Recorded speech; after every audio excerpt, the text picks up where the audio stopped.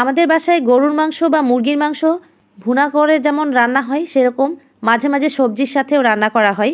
যেমন শীতের সময় আমাদের বাসায় মুরগির মাংস বা গরুর মাংস মূলা দিয়ে মাঝে মাঝে রান্না করা হয়। পেঁপের সময় পেঁপে দিয়ে করা হয়। আলু সেটা তো হচ্ছে একদমই কমন।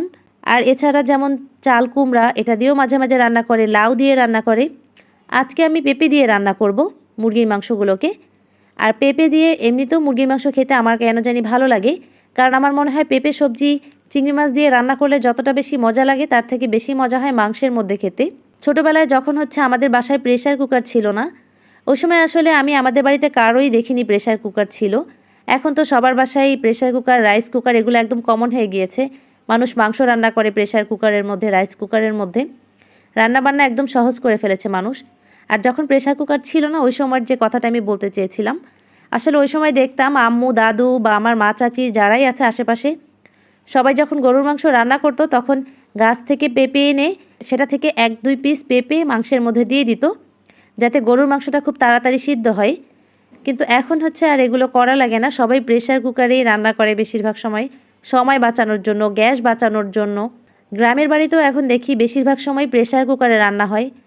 আমি আবার এবারে বাড়িতে গিয়ে আমার যে চাচিরা বাড়িতে থাকে তাদেরকে জিজ্ঞেস করলাম যে গ্রামের বাড়িতে প্রেসার কুকারে রান্না করে আসলে মজা কী, মানে লাকড়ির চুলায় খাওয়ার যে মজা সেটা তো প্রেসার কুকারে আসবে না।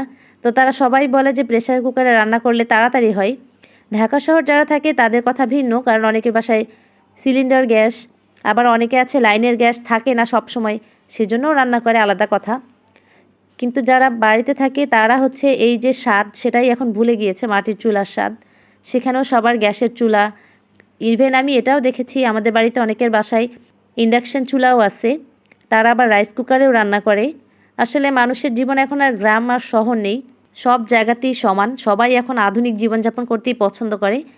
কিন্তু আমার কাছে মনে হয় চুলায় রান্না করা যে কোনো তরকারির স্বাদ আসলে কোনোভাবেই সেটা গ্যাসের চুলায় রান্না করে তো আসা সম্ভবই না। তার উপরে যদি প্রেসার কুকার বা রাইস কুকারে রান্না করা হয় তাহলে তো কোনো কথাই নেই। তবে হ্যাঁ, অনেকেই বলবে যে রান্না ভালো করতে পারে তার সব জায়গার রান্নাই মজা লাগে খেতে।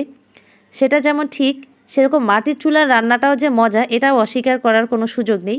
সে আপনি রান্না যেমনই করেন না কেন, ভালো করেন বা খারাপ করেন, মাটির চুলার স্বাদ আসলে কোনোভাবেই এরকম যান্ত্রিক কোনো কিছুর মধ্যে রান্না করে আনা সম্ভব না।